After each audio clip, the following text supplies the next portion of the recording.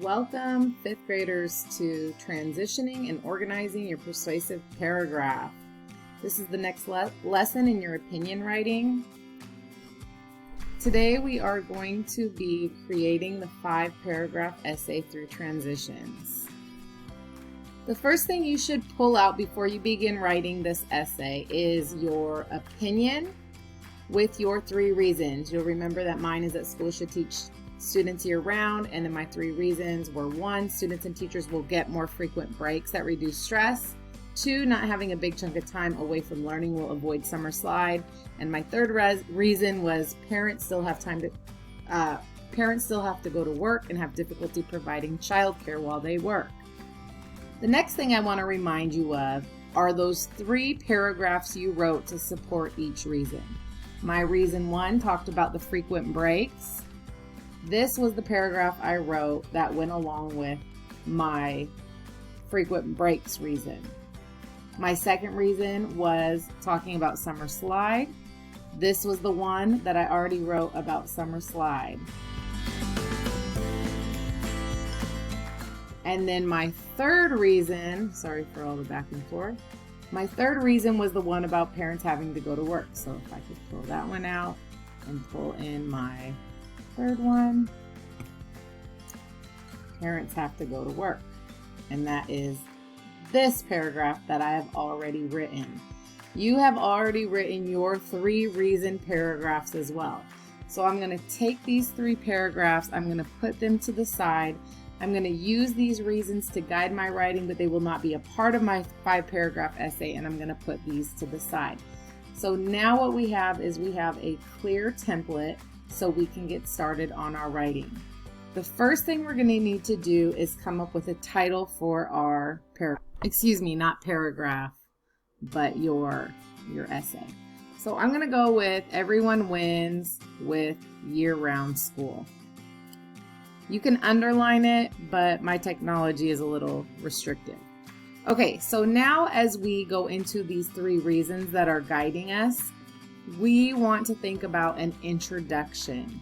So our first paragraph is going to be our introduction. I would like to show you my pre-written introduction and some of the writing moves that I would like you to copy for your introduction as well. Mine says, have you ever thought what life would be like if you were able to receive an educational experience year-round? So my first sentence is a question. I would like you to copy that. Think of a question you can ask that's going to hook your reader with the question right away. It continues, well, some schools are already doing year-round school. I propose John Muir adopt a year-round educational model as well. Now pay attention to that part right there, because that next section is very important. You need to somewhere right away, early in your introduction, state your opinion very strongly. There should be no doubt in your reader's mind what you are trying to convince them to believe. Moving on. It says there are many great reasons to hold school year-round. First of all, students and teachers would be able to take more frequent breaks. So the next thing you see me doing is I'm listing my reason. So if you remember, the first thing that I said with my opinions, if I can bring it in here, was students and teachers will get more frequent breaks that reduce stress. That's my reason number 1. So I'm putting that right here, my reason number 1.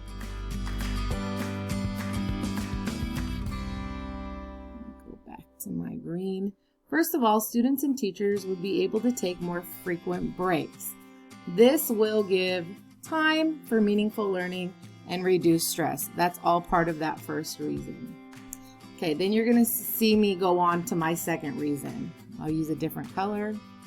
It says another reason is most students return to school in the fall having experienced summer slide. That means they have forgotten the lessons from the year prior. This causes problems for both the student and the teacher. Now you'll notice that is my 2nd reason. That is the reason that I have written down right here in number 2. And you see how they go in order. I first listed 1 and then I went to 2. Guess what's coming next? You guessed it, number 3. So finally, The last one says, finally, the final reason is the burden that is placed on the parents to find childcare during the summer months when parents still need to go to work. And there it is, problem number 3, written already using my reasons to guide my writing. So what I have right here is I have all 3 of my reasons said very quickly. Let me get a thicker pen. I said this very quickly. I stated it. I did not go into any extra reasons. I didn't give facts or data or personal stories or experience. I just said it. And then the final thing I did at the very end that kind of transitions into my first reason paragraph is, at the conclusion of this article, it is my hope that you will see and understand the many benefits of year-round school. End of paragraph 1, the introduction.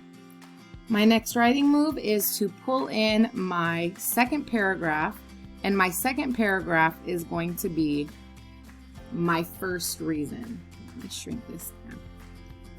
Okay, so I've inputted my first reason paragraph. This is going to be paragraph number 2.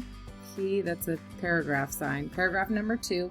And it talks about my personal experience. This was my personal experience paragraph. I'm not rewriting it. I'm just inserting it.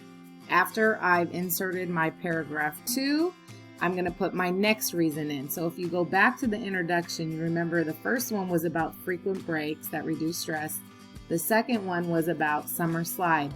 That was the research article that I used. So I'm going to grab my research article and I'm going to put it in now. All right, so you see my paragraph 3 in here, my research article, but there's something I need to do. I don't want to just transition from paragraph 2 to paragraph 3 from one reason paragraph to the next reason paragraph without a transition sentence. So I'm going to use a transition sentence to add to this paragraph right here to help my reader's brain shift from what I've just been talking about with less stress to the research now. So I'm going to insert this this sentence. It's just one simple sentence right here. So it says, don't believe me and my story though, because I just got done talking about my story, so I'm transitioning out of my story. So I say, don't just believe me and my story though. Many studies and researchers agree that year-round schooling is more beneficial to students. And now my reader's brain is set up to hear about the studies and the research that I just prepped them to for paragraph 3. Okay, then I'm going to move on to my paragraph 4, and that's going to be the last reason that I have. So let me shift my screen up. If you'll come with me, and I'll shift my screen up. Now I'm going to insert my anticipating the counter argument paragraph. And this one I'm already going to kind of get in the reader's mind as I think about what their argument might be. So it's still important that I use a transition sentence here. I need to go in between this reason and this reason paragraph. And I need to add something there as well, but it's not going to be as targeted as research says. So it's kind of a more general introduction or a general transition. It says, you still might have some questions about it being the best method of education. Let me further continue. So I'm letting the reader know that I'm shifting out of my research mode, but I'm still going to be working on convincing you why it is the best option. I still want them to believe my opinion. So remember, this transition sentence is part of my red paragraph, the anticipating the counter argument. So I'm going to write paragraph 3 right here. Paragraph sign, paragraph number 4. That was paragraph 3 here. And I've included my transition sentence for that as well. So now I'm moving on to the 5th and final paragraph, and that is my conclusion paragraph. I'm going to show you some tricks in the conclusion paragraph, but the great thing about the conclusion paragraph, when I'm going from my last reason to my conclusion paragraph, is that I do not need to use a transition sentence because this is my wrap up.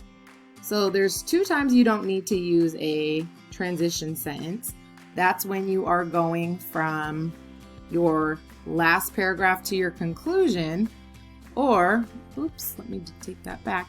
At the very beginning, when we went from our introduction to our first paragraph. Those are the 2 times you don't need to use a transition sentence. So the only time you're using transition sentences is between reason paragraphs, and that's it. So let's move back down to the conclusion and take a look at what this says. So it says, education year-round is truly the smartest, most efficient use of our time. So what I've done right here is kind of in different words, I've restated my opinion about year-round education. So here's what I want you to do for your conclusion. Make sure you restate your opinion very clearly. Another move that I use here is I kind of restate my facts now. I said it decreases stress for students and teachers. It keeps students from losing valuable lessons from the past. And that's the summer slide. That was my reason 2. And here's my reason 3.